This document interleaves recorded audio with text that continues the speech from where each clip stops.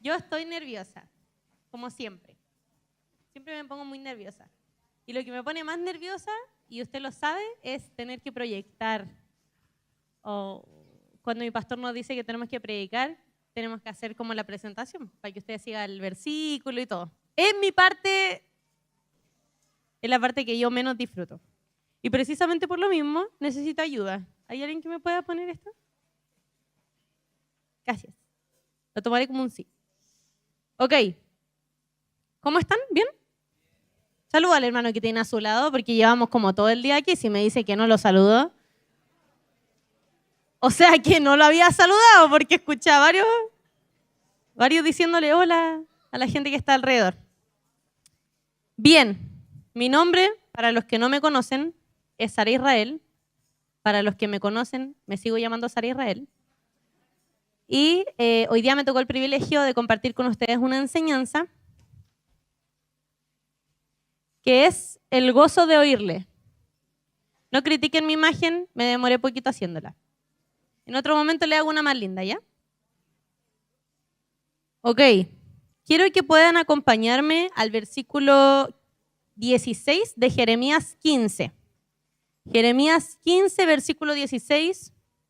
Antes se me había olvidado orar. Vamos a orar.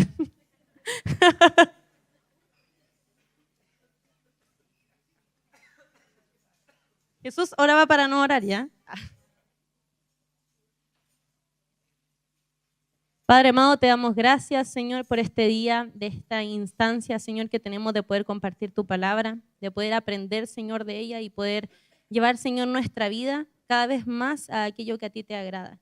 Señor, que no sean mis palabras, sino que sean las palabras que provengan de tu Espíritu. Que no se escriban, Señor, como algo lógico o algo que uno simplemente puede escuchar, Señor, sino que escribe en nuestro corazón tu ley, Señor, para que se guarden tus principios en todo lo que nosotros somos, Señor, para honrarte. Presentamos, Señor, nuestras vidas en el nombre de Jesús. Amén. Yo lo único que le voy a pedir es que esté concentrado. Yo sé que es una hora difícil, pero necesito que estemos concentrados en esta enseñanza porque es muy importante que cuando nosotros nos acercamos a la palabra del Señor lo hagamos desde un punto de vista práctico, no solamente lógico, porque a veces la gente se acerca a la palabra del Señor como vamos a leer y leemos nomás, como que no hay mayor conexión con lo que estamos leyendo. Pero verdaderamente lo que nosotros necesitamos hacer en esta hora es leer, estudiar y tomarlo como un espejo, ¿ok? No sé cuándo ustedes estudiaron la palabra del Señor en Discipulado 1, hay una faceta de la palabra que es la palabra espejo.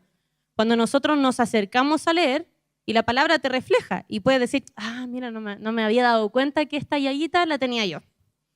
Así que vamos a iniciar en Jeremías 15, versículo 16, que dice... Voy a poner el cronómetro, ¿ya? Dice, fueron halladas tus palabras y yo las comí. Y tu palabra me fue por gozo y por alegría de mi corazón, porque tu nombre se invocó sobre mí, oh Jehová, Dios de los ejércitos. ¿Sobre quién se invocó el nombre de Jehová? Sobre Jeremías. ¿En qué punto? No me dejen sola, está ahí el versículo. ¿Cuándo se invocó el nombre sobre él? Cuando comió, ¿y qué pasó? Y le fue por gozo. La palabra, correcto. Entonces dice, la palabra comer viene de la raíz primaria akail, que significa comer, pero también tiene dos acepciones que me parecieron interesantes, que son banquetear y disfrutar. O sea, que no solamente Jeremías estaba diciendo, sí, yo me comí la palabra y bien, sigamos, sino que lo que Jeremías estaba diciendo fue, yo me comí esto y me fue, pero así, lo más delicioso que había comido en mucho tiempo. Yo no sé si a usted le pasa eso cuando se acerca a escuchar la palabra del Señor. No me deje solo, hermano. Hora complicada. Uno se calla, se durmió. O sea, es así de trágico. ¿A usted le pasa cuando viene a escuchar la palabra del Señor que usted siente que es algo delicioso? Porque vamos a decir una verdad. Somos de tirada larga. No me venga con esa. Somos de tirada larga, ¿no es cierto? Ok, si usted no estuviera comiendo rico, ¿usted cree que lograría sostener toda una tirada larga? ¿Saben qué? Como que se me fue todo el retorno y quedé hablándome a mí misma. No sé si me pueden ayudar con eso, que si no voy a empezar a gritar. Entonces, lo que Jeremías estaba diciendo era que para él era algo delicioso lo que había experimentado, pero luego aquí nosotros vemos que dice, y tu palabra me fue por gozo. Pero ahí palabra habla de dabar, y es una palabra que se ha repetido durante hoy en todas las enseñanzas, han salido con algo del dabar, pero yo no sé si ustedes se recuerdan la diferencia del dabar con otras expresiones de la palabra, porque el dabar no se refiere como a la literalidad de lo que se está hablando, sino que el dabar hace alusión a algo que ya había sido dicho, que viene sobre nosotros. ¿Sí me doy a entender? Si no me doy a entender, me hace así. ¿Sí me doy a entender? Nos referimos entonces que cuando una persona se acerca a la palabra del Señor y se conecta con el dabar, su corazón salta ante el percibir una palabra dicha sobre él. Porque déjeme decirle, la palabra del Señor está hace un montón de años, ¿no es cierto? Pero yo no sé si usted a veces ha leído la palabra y se ha encontrado una promesa que usted la siente como suya. Y no dice, bueno, para Sara Israel, no dice para Ruth, no dice para Cristian, pero usted dice, eso es para mí. Y ya si el otro no la agarró, pues mala de él, pero es mía. Bueno, eso es lo que habla esa palabra dabar. Pero también hay otro punto de vista que dice aquí, que es cantar, cántico, celebración, información, ley, promesa o provisión. Entonces el dabar tiene varios ángulos, pero me quiero concentrar en el hecho de que Jeremías le dijo, esto estaba full bueno, estaba demasiado delicioso, y tu palabra me vino por gozo. O sea, lo que le estaba diciendo era, lo que me enteré que tú estabas diciendo sobre mí, me pareció delicioso. Yo no sé si a usted eso le alegra, de pronto no lo expliqué bien, porque yo no sé, yo me pongo a pensar y digo, cuando la palabra del Señor dice que juró que yo sería feliz, a mí me parece bien. O sea, no sé, a mí me parece bien que el Señor haya hecho esa promesa sobre mí. Yo no sé si la hizo sobre usted, yo la digo sobre mí. Dios juró que yo sería feliz. ¿Y eso se le vuelve delicioso o no? Ok, entonces dice aquí, es importante que nosotros veamos que debe haber un gozo no solo en el oír, sino el qué voy a hacer yo con lo que oigo. Porque el problema muchas veces en la casa del Señor no se traduce en lo que estoy oyendo, porque todos aquí escuchamos lo mismo, todos estamos en el mismo culto. Pero a veces nosotros no tenemos la misma disposición frente a la palabra. Entonces dice aquí, déjeme adelantar que no voy a decir eso. Aquí dice Deuteronomio 17:18, y aquí quiero que entremos a ver a un personaje que me encanta. Dice así, y cuando se siente sobre el trono de su reino, entonces escribirá para sí en un libro una copia de esta ley, del original que está al cuidado de los sacerdotes levitas, y lo tendrá consigo y leerá en él todos los días de su vida para que aprenda a temer a Jehová su Dios, para guardar todas las palabras de la ley y estos estatutos, para ponerlos por obra, para que no se eleve su corazón sobre sus hermanos, ni se aparte del mandamiento a diestra ni a siniestra, a fin de que prolongue sus días en el reino, él y sus hijos en medio de Israel. Ok, volvamos. ¿Qué está hablando aquí? ¿De qué ley se está refiriendo? ¿Y a quién le está hablando? Sol sospechoso. Sí, le hablaban a los reyes. Entonces, ¿qué era lo que tenía que hacer un rey? Tenía que anotar una copia de la ley y todos los días leerla, ¿verdad? Ok, ya entendemos cuál era la importancia de conectarse con la ley. Ahora nosotros vámonos a algo más simple. ¿Qué es la ley? No empecemos con tecnicismos, Nicolás, por favor.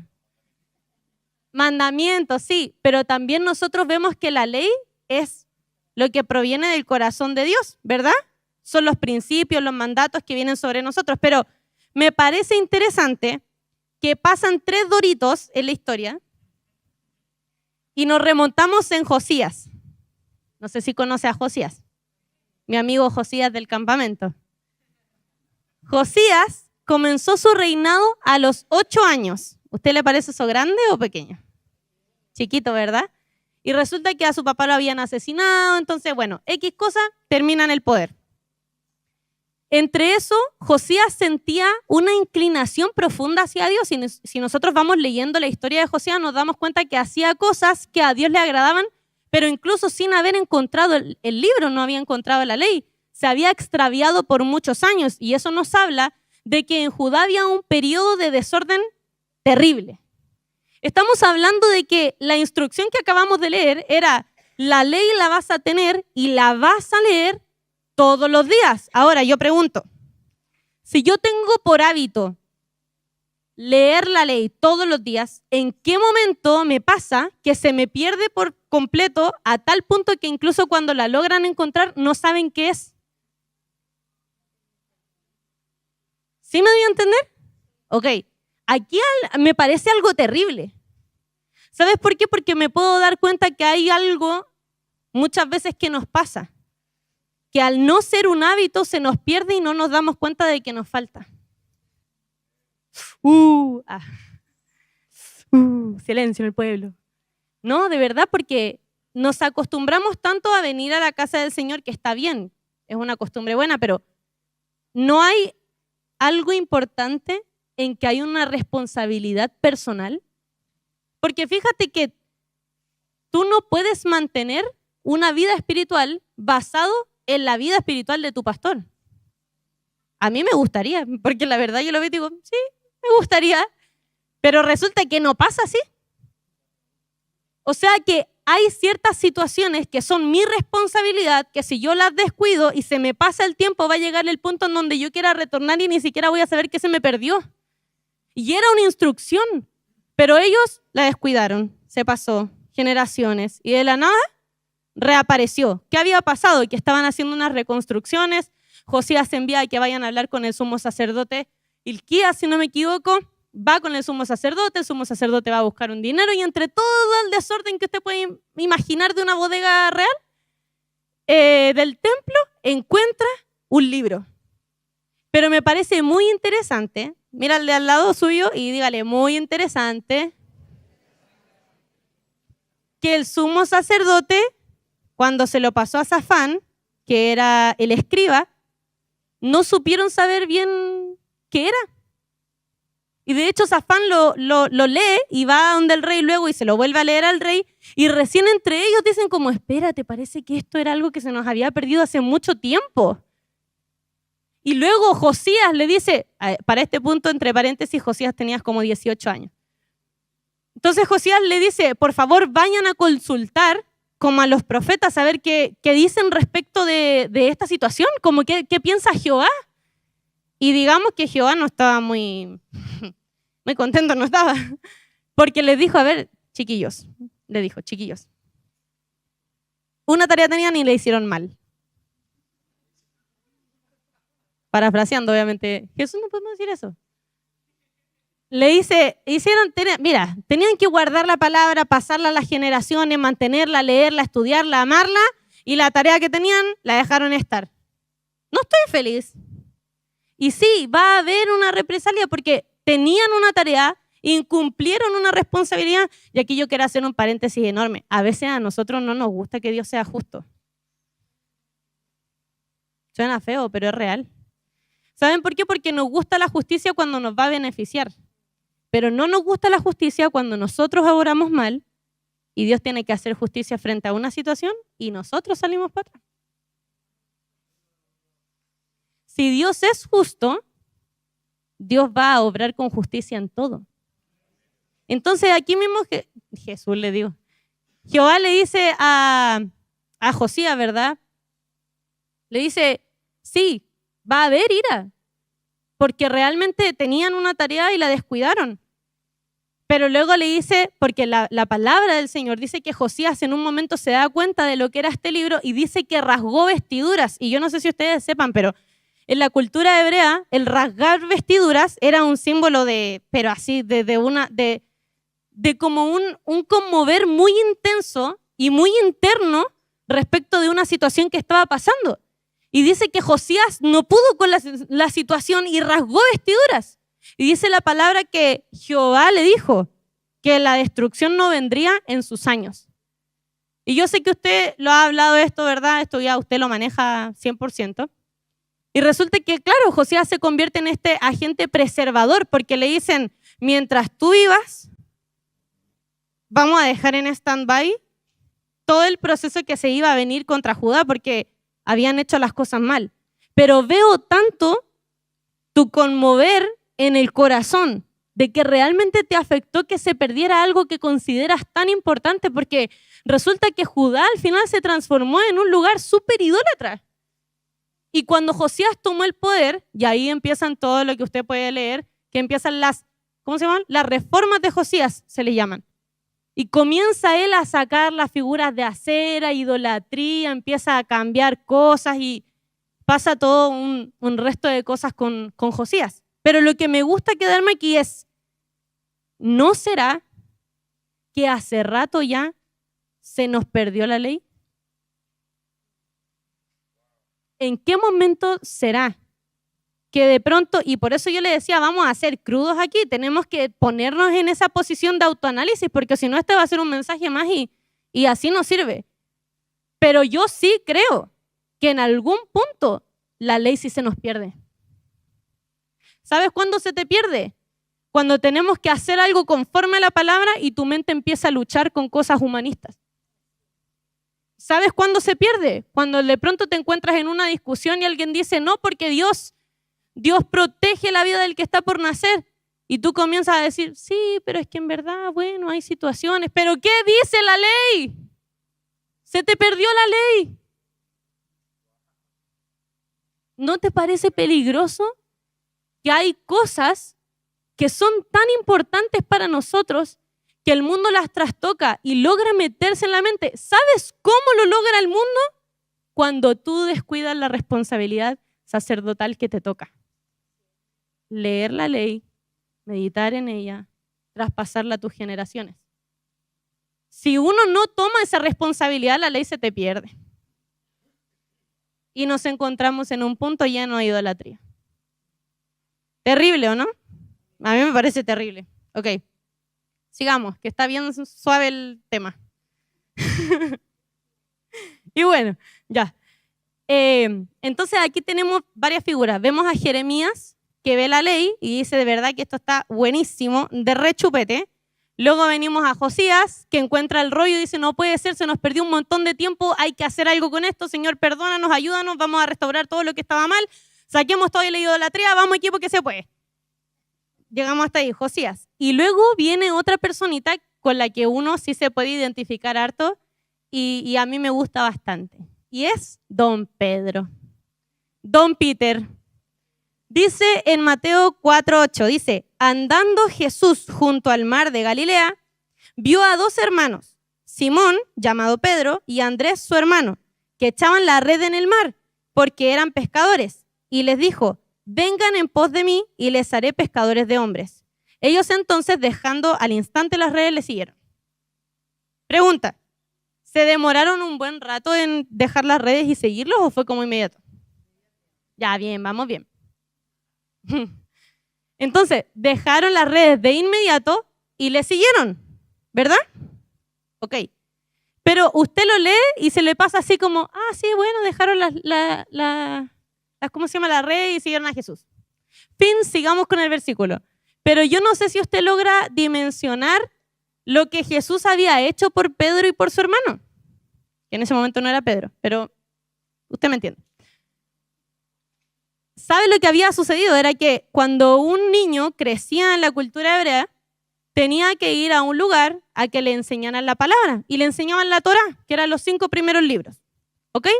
Entonces este niño llegaba, se acercaba a aprender y tenían clases los 5 días de la semana, así como nosotros vamos al colegio. Nosotros vamos, ¿viste? Juventud. Nosotros vamos al colegio y aprendíamos los 5 días de la semana acerca de la Torá. Esta edad era desde los 6 a los 10 años. Era como el primer tramo de enseñanza y se llamaba Bet Sefer. Entonces, los primeros 5 libros de la Biblia se los aprendían en la sinagoga local desde los 6 años. Y tenían clases 5 días a la semana, como nosotros, ¿verdad? Para cuando tenían unos 10 años, dice aquí, los niños ya habían memorizado toda la Torá. Igual que yo. No sé si usted sería capaz de aprenderse los 5 libros. Yo encuentro difícil. Bueno, igual ellos estudiaban 4 años esto, pero igual es un montón, ¿verdad? Estamos claros que es un montón. Pero resultaba que no era como que ellos aprendían eso y ya, para adelante, sino que no era como que todos pasaban al siguiente ciclo. ¿Sí me dio a entender? No era como todos vamos a estudiar desde los 6 años hasta los 18 y vamos a ir a la universidad, sino que lo que hacían ellos era, vamos a estudiar de 6 a 10 y dependiendo de las habilidades que vemos en los de 6 a 10, vemos quiénes pasan al siguiente punto de enseñanza. O sea, era como que iban por descarte, ¿verdad? Entonces luego venía el Bet Talmud, que era desde los 10 a los 14 años y se le llamaba la casa del aprendizaje. Y aquí dice, si eran muy buenos, pasaban aquí. Estudiaban todas las escrituras hebreas, nuestro Antiguo Testamento básicamente, y las memorizaban. También aprendían el arte judío de preguntas y respuestas. Por eso aquí también usted ve que Jesús, no sé si usted se acuerda de la palabra, pero cada vez que le hacían una pregunta, él volvía a responder con una pregunta. Sí, ¿verdad? Ok, esa era una técnica muy usada por los maestros.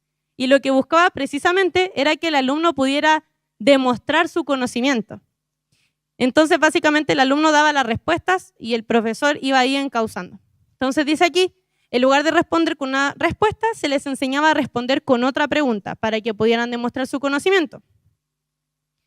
Y aquí dice, y aquí da un ejemplo de Jesús, que dice en Lucas 2, 46, 47, que dice, después de 3 días lo encontraron en los atrios del templo, porque Jesús también tuvo que hacer todo esto, sentado entre los maestros, escuchándolos y haciéndoles preguntas.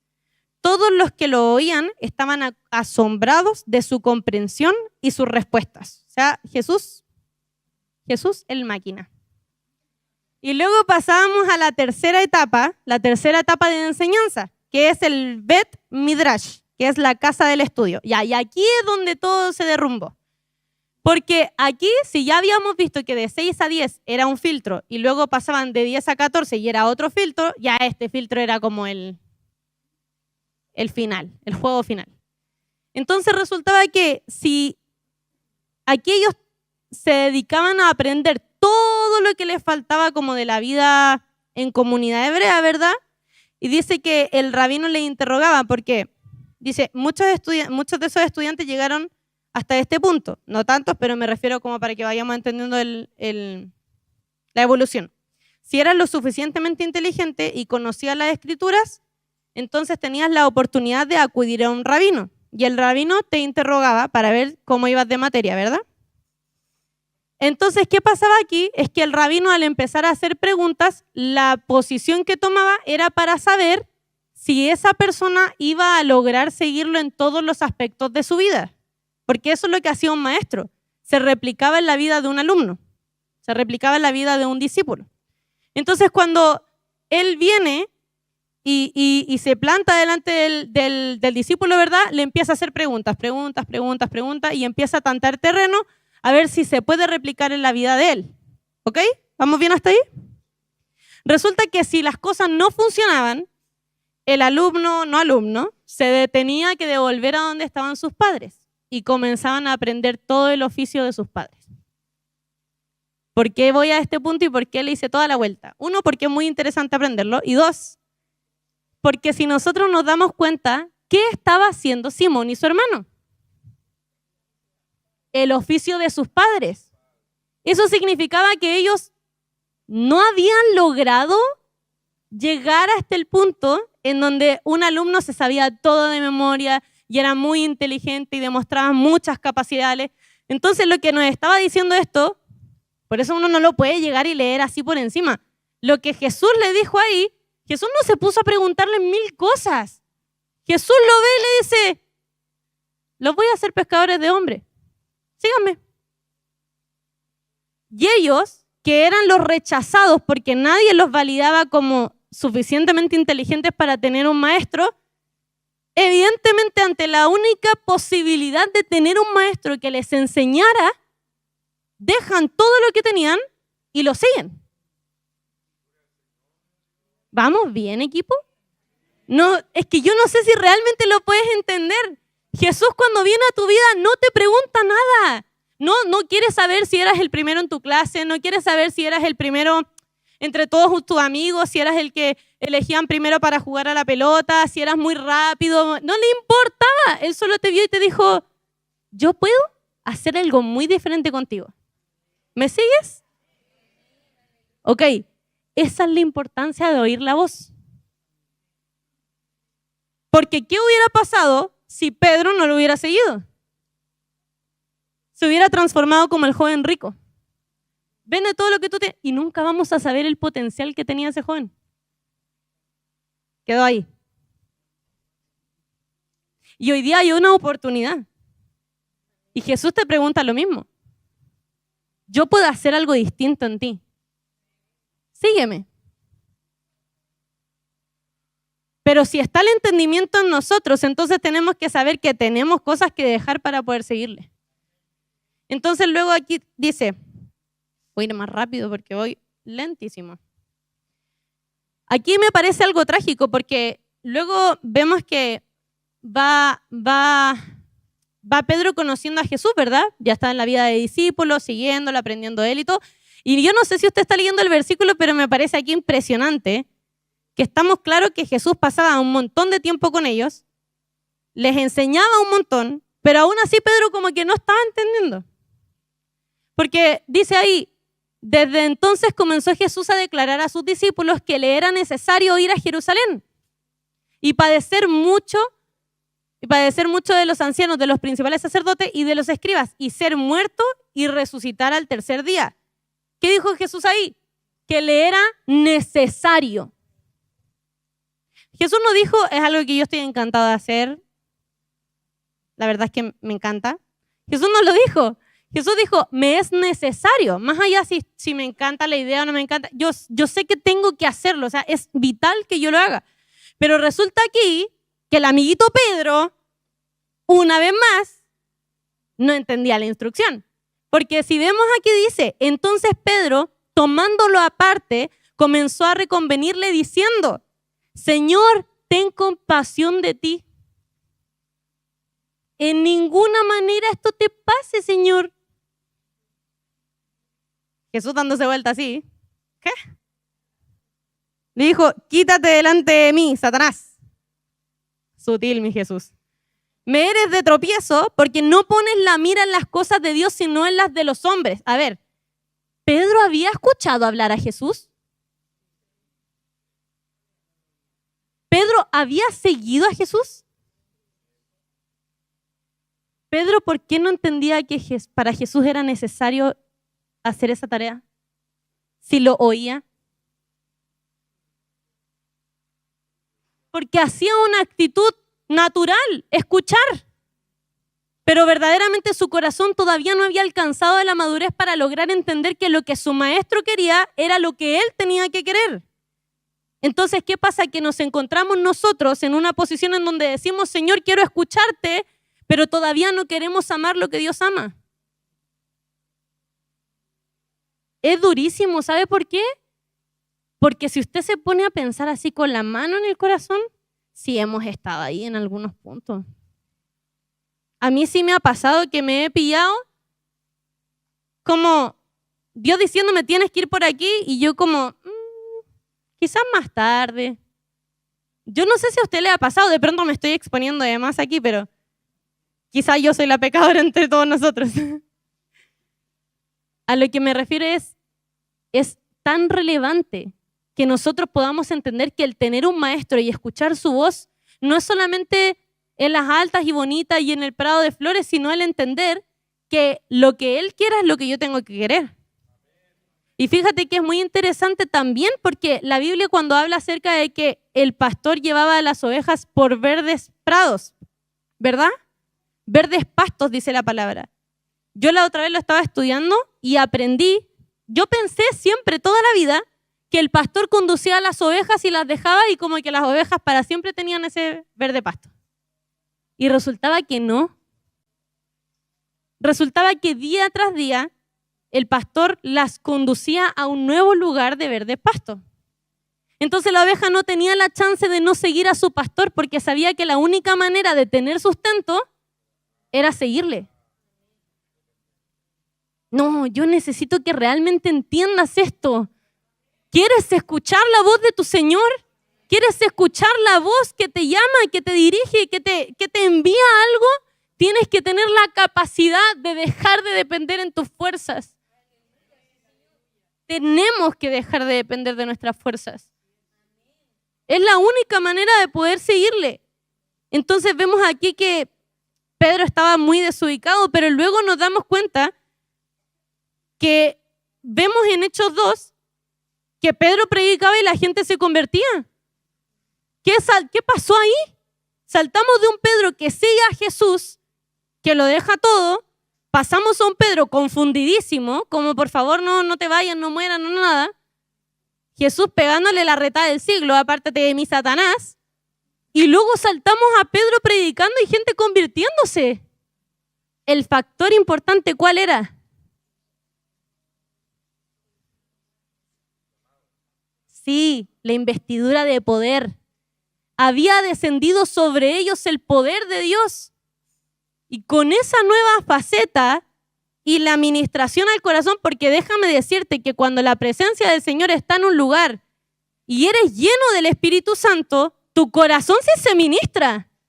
Porque no podemos nosotros tener un pensamiento que sea tan como facetas separadas. Nosotros no somos solo cuerpo, nosotros no solo somos espíritu, no solo somos alma.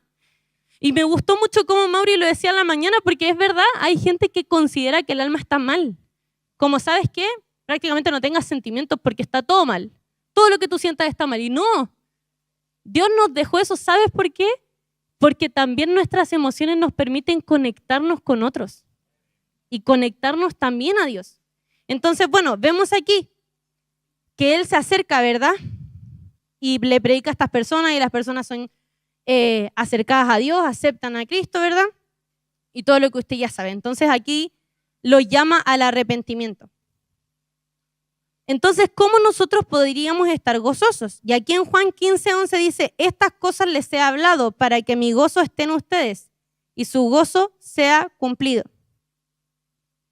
Luego nosotros vemos aquí, habla acerca de la vid verdadera y aquí dice, yo soy la vid, ustedes son los pámpanos, separados de mí nada pueden hacer. Pero aquí en resumen del capítulo ya anoté ciertos puntos. 1, quien lleva fruto será limpiado para que tenga más fruto aún. 2, sin fruto se es cortado. 3, ustedes están limpios por la palabra que les he hablado. Y aquí se vuelve a generar ese vínculo entre la persona y la palabra como en sí misma. Y es que la palabra te purifica. Permanezcan en mí y yo en ustedes. Y aquí es como nosotros permanecemos en Dios y Él permanece en nosotros. Y volvemos a entender que la única manera de nosotros poder generar eso es amando la palabra. Tenemos un libro, y no solo un libro, tenemos también mucho de Él. Tenemos profecías, tenemos inspiraciones, tenemos momentos en donde se derrama el Espíritu Santo y pasan cosas que son inexplicables para poder escuchar su voz, pero ¿cómo nosotros podemos permanecer en Él? En la comunión, ¿verdad? ¿Y cómo Él permanece en nosotros? Por medio de la palabra. Entonces, ¿qué pasa? Que quien no ama la palabra no va a sentir el gozo de la palabra. Y cuando me refiero al gozo de la palabra, es que las promesas contenidas, no importa cuántas veces se lean, no van a entrar al corazón. No van a dar ese gozo que proviene de Él. Entonces aquí nosotros vamos viendo en Hechos 5:41, y aquí es toda la historia que nos hablan acerca de los apóstoles luego de que Jesús ya no estuviera en la foto. Resultaba aquí que los apóstoles siguieron predicando, hablando del reino, hablando de quién era Jesús, de lo que había hecho, todo lo que usted se puede imaginar. Pero llega un momento en el que los toman presos porque ellos estaban predicando y se supone que ya no lo podían hacer, porque se los habían prohibido. Ahí ya aparece como una figura muy importante que es Gamaliel, que les dice no se pongan contra ellos porque si es de Dios van a estar contendiendo contra Dios, pero si no es de Dios esto se va a diluir en el tiempo. Pero luego aquí dice que cuando finalmente fueron ante el concilio y los golpearon, los azotaron porque habían estado predicando de Cristo, dice que luego los soltaron. Y dice, y ellos salieron de la presencia del concilio gozosos de haber sido tenidos por dignos de padecer afrenta por causa del nombre. Y todos los días en el templo y por las casas no cesaban de enseñar y predicar a Jesucristo. El escuchar la voz de Dios te permite tener gozo en la adversidad porque el gozo que proviene del Espíritu trasciende el estado actual de tu vida.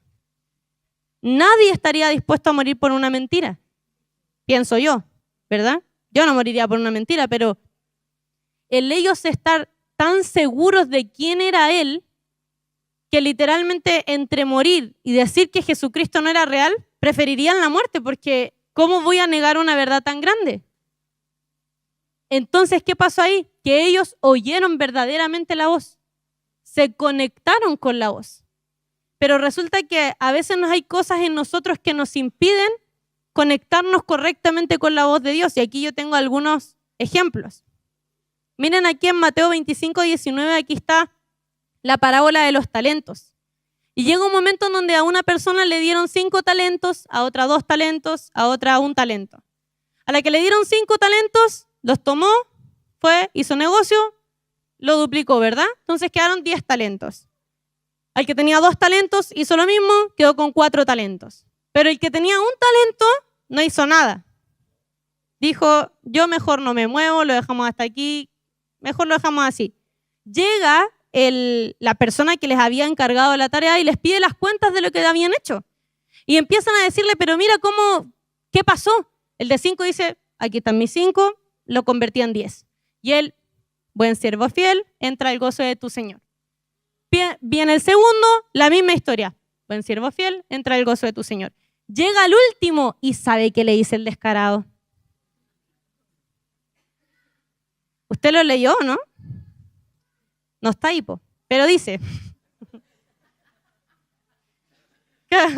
Dice, pero llegando también el que había recibido 1 talento, dijo, Señor, te conocía que eres hombre duro, que ciegas donde no sembraste y recoges donde no esparciste, por lo que tuve miedo.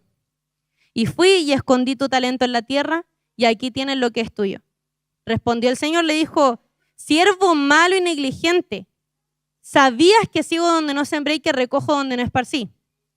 Entonces, como eres negligente, que le quiten este talento y lo echan fuera.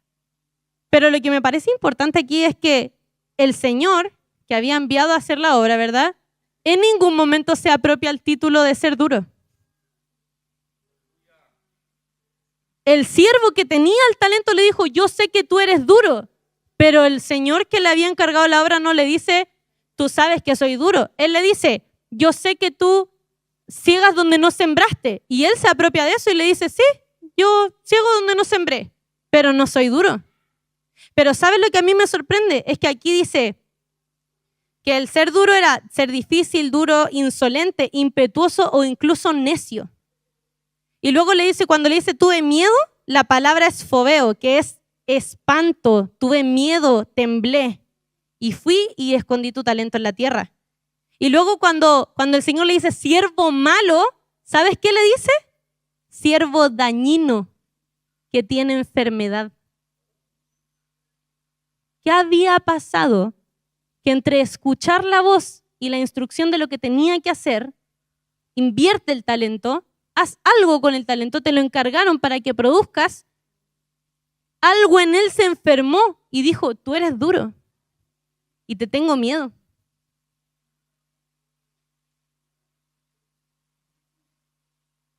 Eso era lo que le estaba diciendo. Ahora yo te pregunto a ti, iglesia, por favor, pregunta fácil. Mi pregunta es, ¿el siervo malo y negligente perdió el talento? ¿Lo regaló?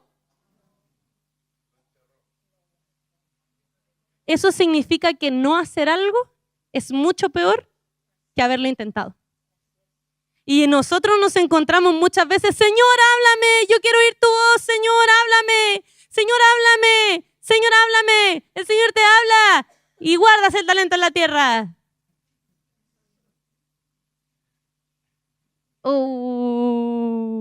Se siente feíto, ¿verdad? Porque es lo que hacemos, hermano.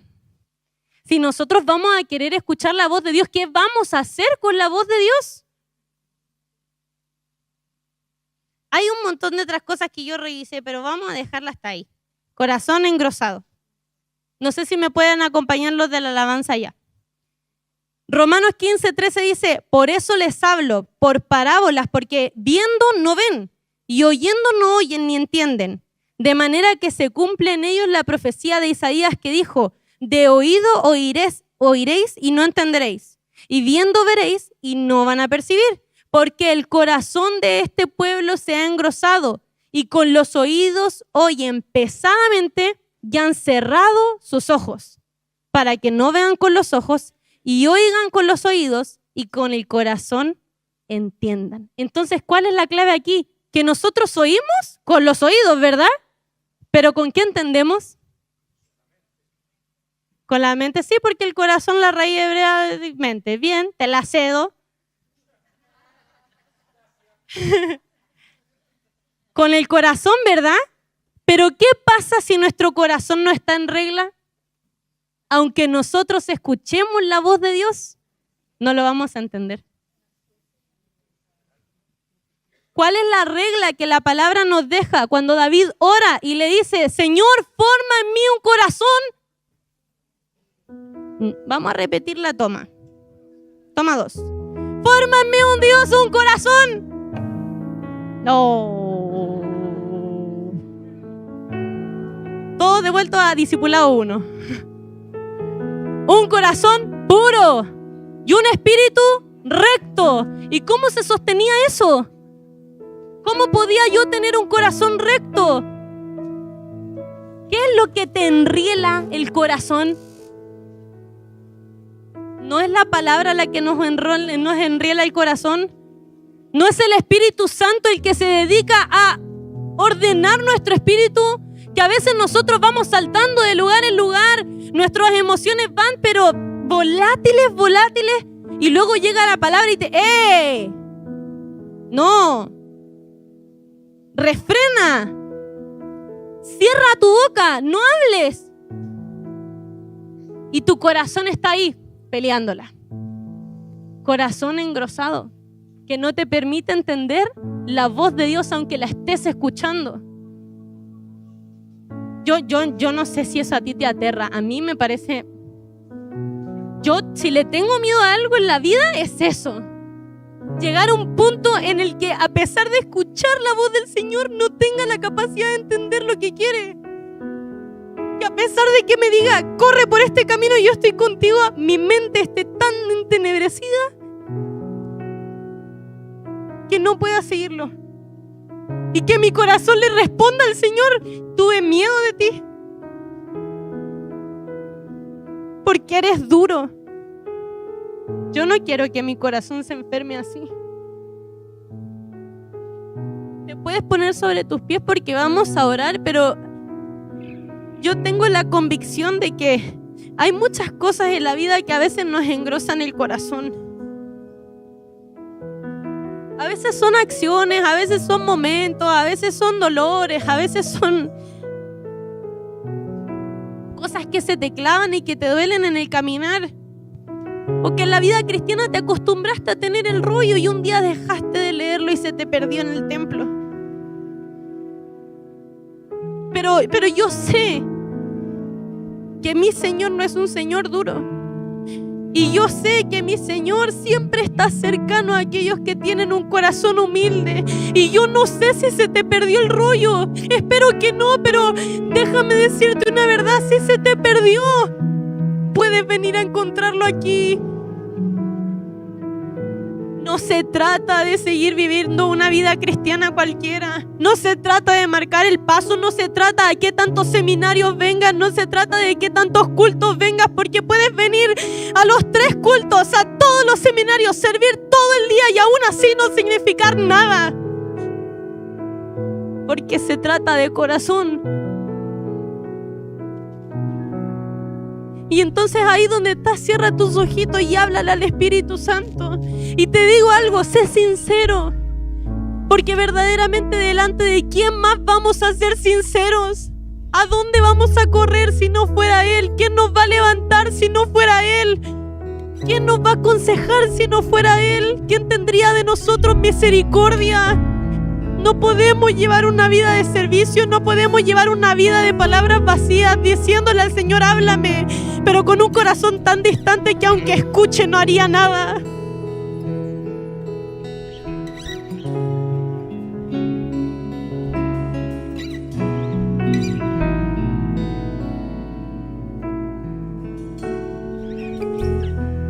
Quiero hacer una invitación al altar.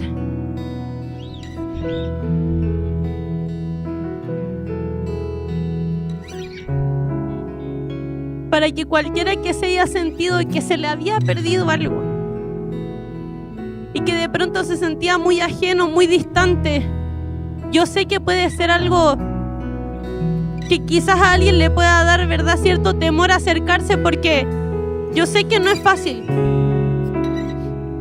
pero sí sé que hay momentos donde importa más lo que Dios opina de ti que lo que la gente pueda opinar. Y yo tengo la convicción de que un acto físico puede marcar una diferencia espiritual enorme.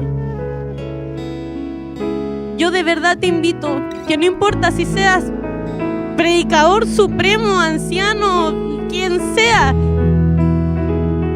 que pases a este lugar abriendo tu corazón delante del Señor y reconociendo: Señor, ¿sabes qué? Perdí el tiempo, se me olvidó, no sé por qué me equivoqué, no sé en qué momento me distancié, no sé por qué lo hice, no sé por qué sucedió.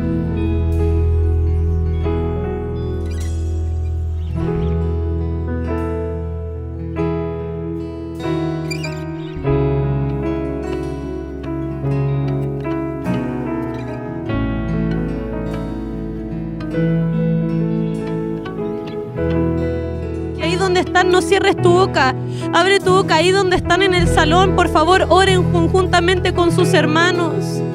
La vida en comunidad, la vida de iglesia es amar al prójimo como a nosotros mismos. Si no se te perdió el rollo, ora para que el Señor tenga misericordia. Ora para que tu hermano se pueda volver a conectar con la voz de Dios. Ora para que su gracia les cubra. Ora para que no seas tú el siguiente.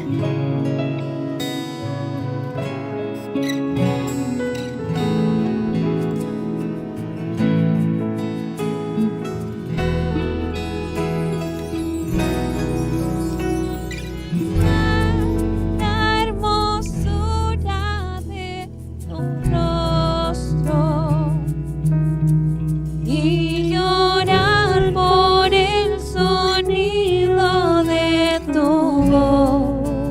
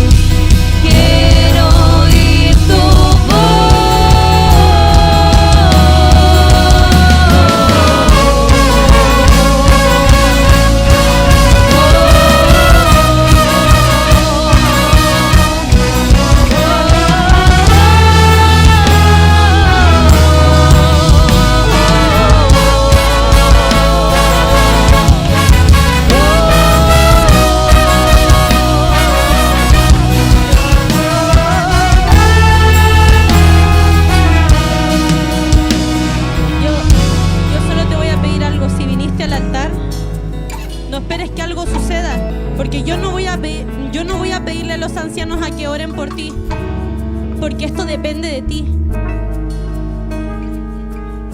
Dios abre una invitación, pero literalmente solo tú puedes acceder a ello. Entonces yo te pregunto, ¿quieres oír la voz? Entonces, ¿por qué no escucho a nadie desesperado por oír la voz?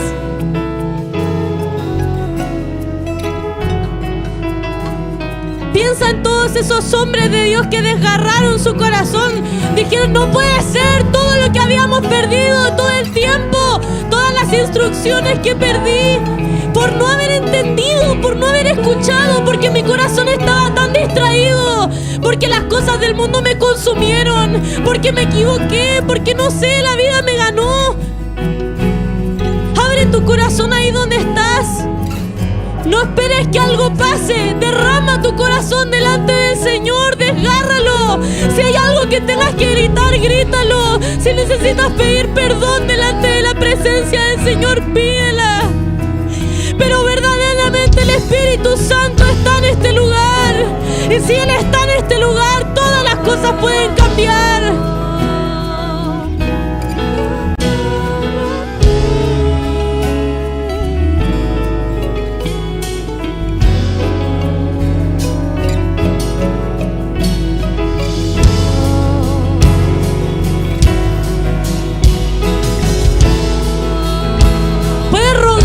Señor, quiero oír tu voz, quiero oír tu voz, quiero oír tu voz. Si hay una sola cosa que pueda pedirte es que quiero oír tu voz.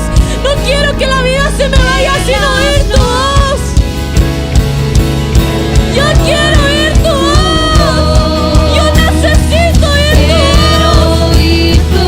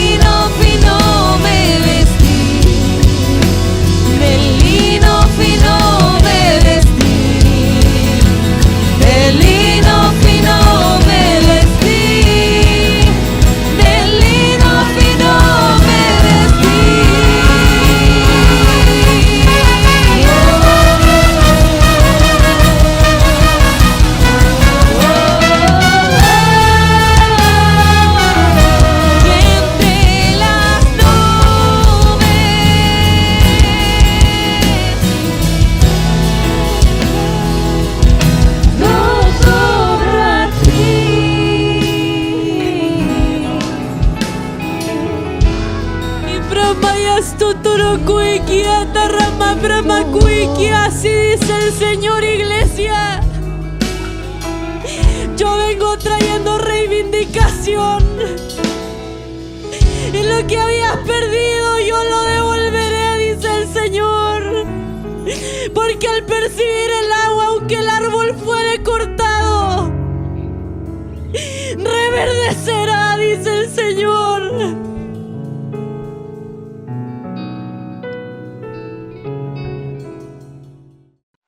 Amén.